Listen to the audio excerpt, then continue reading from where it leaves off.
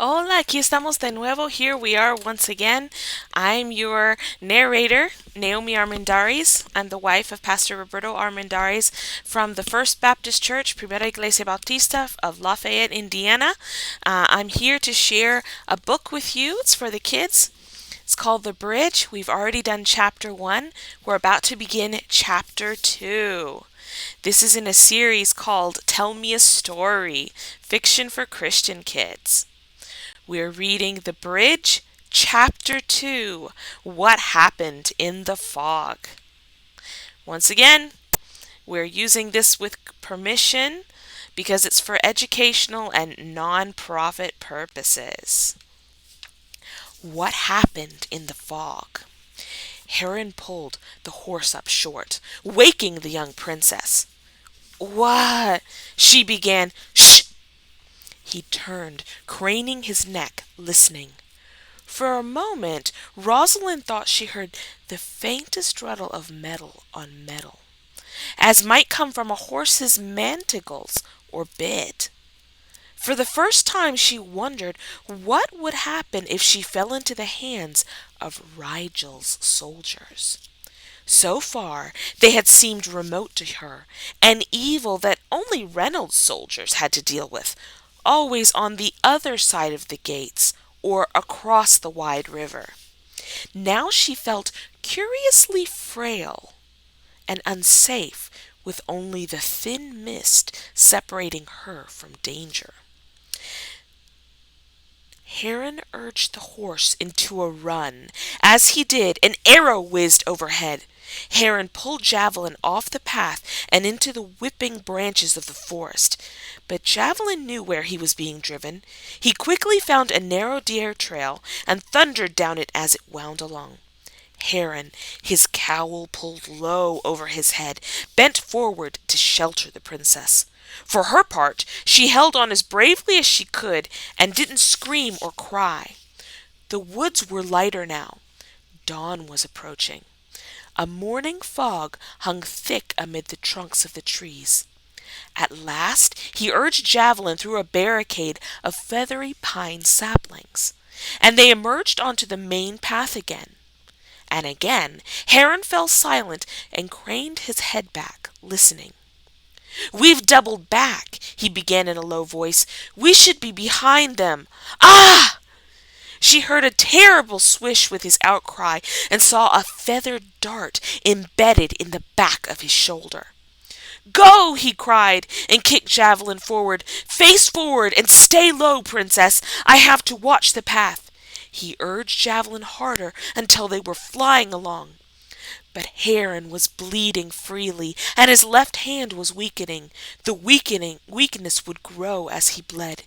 He wouldn't be able to keep ahead of the pursuit. "Rigel means to kill you," he told her. "We have only one hope, to decoy his men." They rounded a bend, and again Heron turned Javelin aside into the trees. Then he pulled to a silent halt behind a sturdy strand of pines and shrubbery. Through the fringe of branches they saw two riders thunder by, crossbows held before them. "'Twas good for me it was a crossbow dart," he whispered. "An arrow from a longbow would have gone clean through me at that distance." He looked down at her, and Rosalynn saw the drops of perspiration on his forehead and eyebrows, beating together and running down his lean, kind face. A genuine pity struck her heart. "Oh, Heron," she began. "You must escape," he said. "Slide down on the right side so I can help you." He helped her slide down Javelin's muscular shoulder. Then he handed his small pack of bread and dried meat down to her. "You must make for the river, down this deer trail, while they comb these woods," he whispered. "In a few days your good father the king will pass this way. For my part, I will decoy those soldiers. As long as they think you're on my saddle, they will chase me. Go quickly, Rosalynn." And he darted off again. In moments she heard the halloo of the enemy's soldiers calling to each other. It was then that she realized that the forest was full of them. She crept softly down the deer trail, eyes roving, back tingling, and waiting for another terrible dart out of the fog. She began to be aware of something else.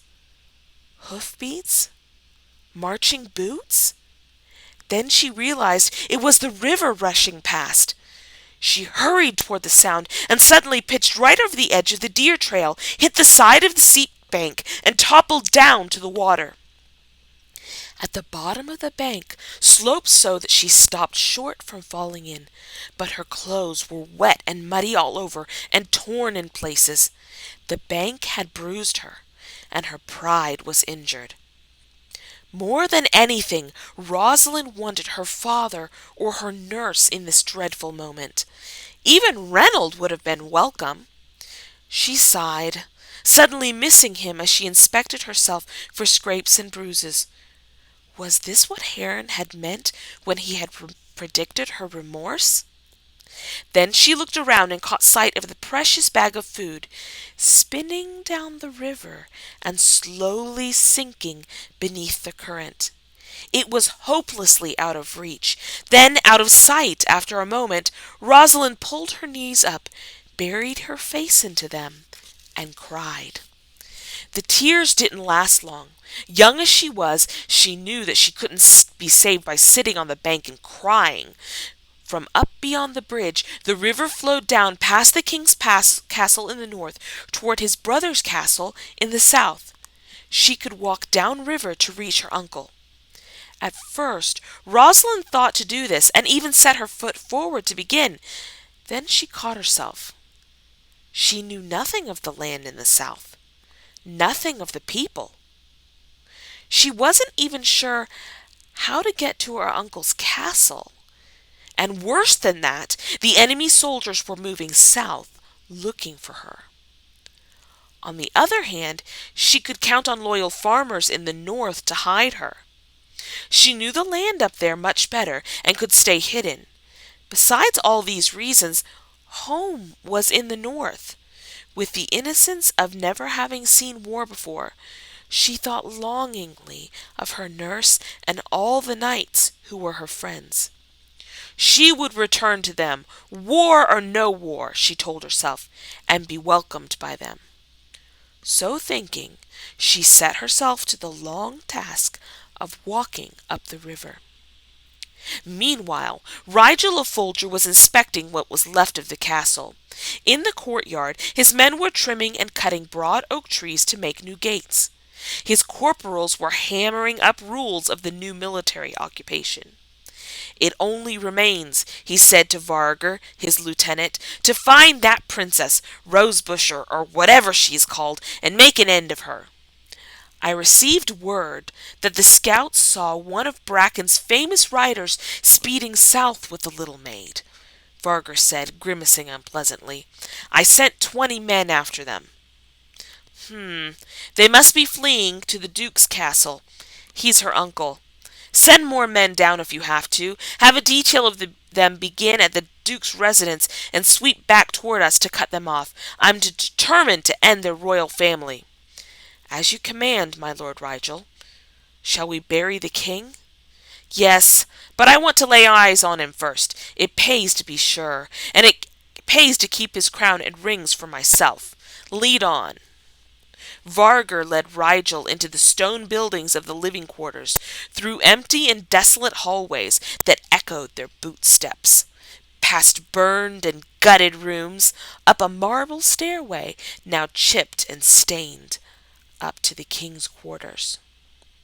Wait here, Rigel said as he entered. He pushed sideways through the doorway. In a moment he was back, and his huge fist sent Varger reeling across the ruined carpet of the hallway. You fool! That's not the king! He bellowed. But...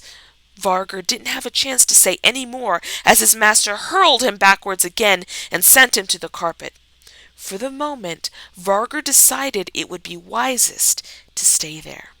He's escaped! Escaped! That's Reynold in there, dressed up as the king. Reynold? Varger was no small man, but Rigel swung him up by his tunic as though the lieutenant were a boy. "Reynold!" he roared. "King Bracken's adviser!" "He dressed as the king to fool us. Oh, why did I leave it to you?" He threw Varger down and stamped down the hallway. "Bring me word! Bring me any knights or soldier left alive! Use force, use promises, use anything! But find out where the real king is, or there'll be 2 burials today!" And he stormed down the stairs. Hunger now troubled Rosalynn as she picked her way along the narrow bank. The waters were becoming stronger and deeper as she walked upriver, so that it was impossible to stay hidden by keeping to the river bottom. She had to walk up on the bank.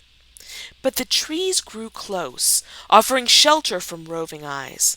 She only wished she might find some wild berries to eat. Her shoes were also troubling her. The wet, muddy leather made her feet raw and blistered her soles and the backs of her heels.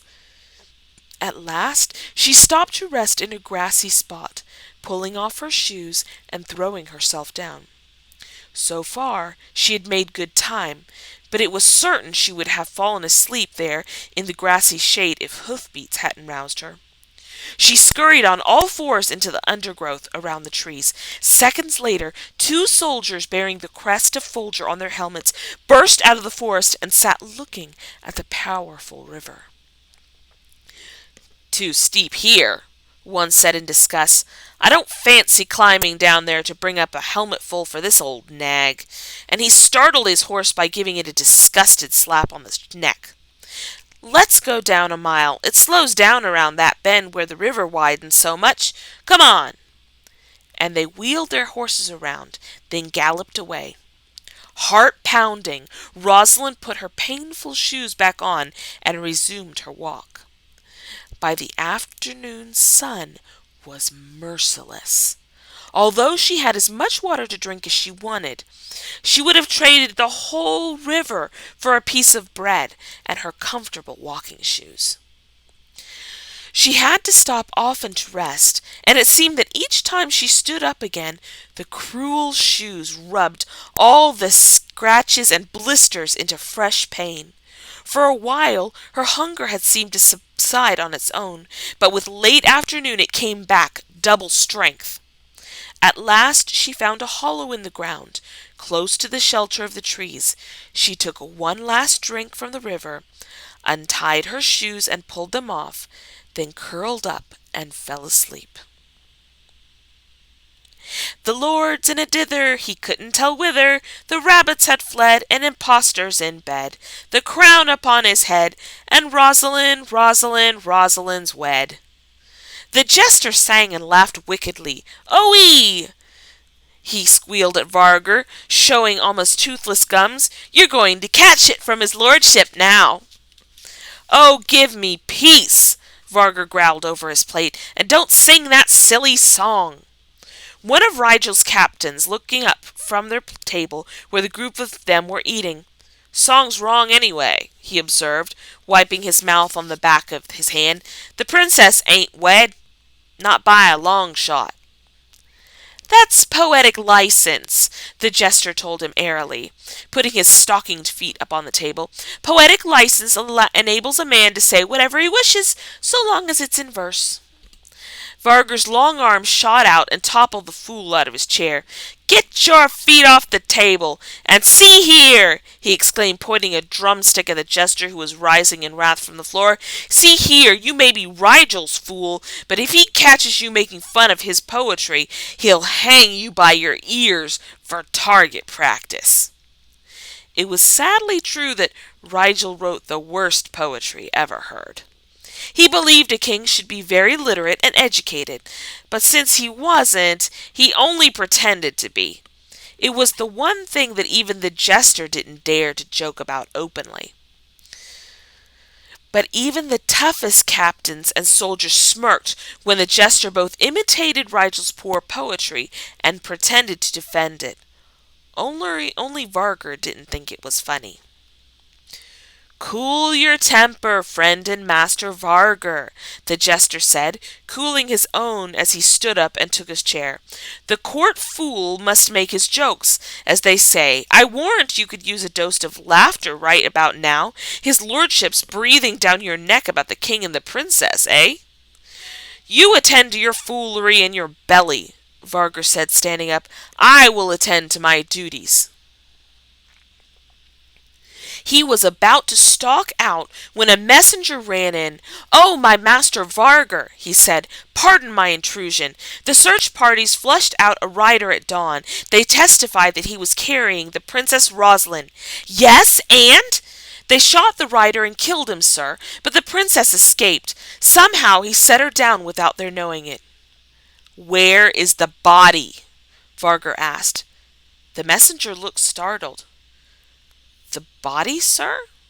"Of the rider. He may have been carrying orders from the king." The messenger turned white. "I don't know, sir." "Well, how do you know he's dead?" "He was shot out of the saddle, sir, by 3 different men. Of course we assumed—" "You assumed? You—" Varger raised a heavy hand to strike him, then caught himself. "No. I will leave you to Rigel's fury. Let him have you executed if he so wills. Report to him and tell him that I myself will lead a troop of men to find and search for the fallen rider. Begone!" The terrified messenger raced out.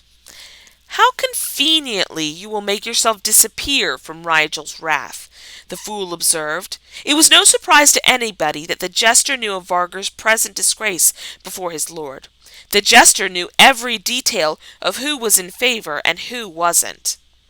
Instead of becoming angry at the jester's remark, Varger smiled wryly. "That's how I got where I am, jester. Strategy." And he walked out. The jester gave a snort of laughter, but looking at his eyes, the person would know he hadn't forgotten Varger's push. "Now what?" Rigel asked as the messenger entered Rigel's temporary throne room. The carpenters had hurriedly created an imposing wooden throne for Rigel and had resurrected a scarred table on which he was signing legal notices to the captive people of Bracken. Faint light came from sputtering candles. There were chinks here and there in the walls. "My Lord Rigel," the messenger began, then fell on his knees and poured out his story. "Forgive your foolish scouts," he pleaded. "We are all new recruits sent out by our captain. We did not mean to fail you by deserting the rider's body. Even now Varger runs to reclaim the body and search it." "Get up!" Rigel exclaimed, and the man rose quickly. 10 strokes of the lash for each of you. You say south, eh? He must have been heading for the estate of the king's brother. I assume the king is with the duke, then. Well, the battle will be more difficult and therefore more enjoyable, for the end is certain. Though the duke's weak castle will fall to us, I enjoy a contest of the wills. We can execute them all together when we take them. As for that brat, the princess, she must be on foot south to join them. Tell the captains to send out more spies to comb the land for her, and keep her from rejoining them. Meanwhile, I will send over to Folger for the army to be massed and to come over the bridge. Go!" "Yes, my lord, and report to the brig for the lash, you and your scouts. Mark me, boy, you better hope that rider died. I'll see that you never forget to check a fallen enemy again." "Yes, my lord." The messenger bowed and hurried out. 10 lashes was cruel punishment, but not nearly as cruel as what he had expected. Rigel was indeed pleased with his war. He expected the tiny land to be in his power very shortly. Morning came, but Rosalynn missed the glorious dawn. She slept through the rising of the birds and through the steady ringing of the stonecutters upriver. It was hunger that finally roused her. She looked around, confused for a moment, then remembered all that had passed. As soon as she sat up, her whole body rebelled. It was stiff and sore and enraged with hunger. She could not put on her shoes at all. The swollen feet had become way too big, and they were too painful to be forced. For the first time, Rosalynn began to understand how grim her situation was. Perhaps not surprisingly, she thought first of Reynold, who had always been her protector.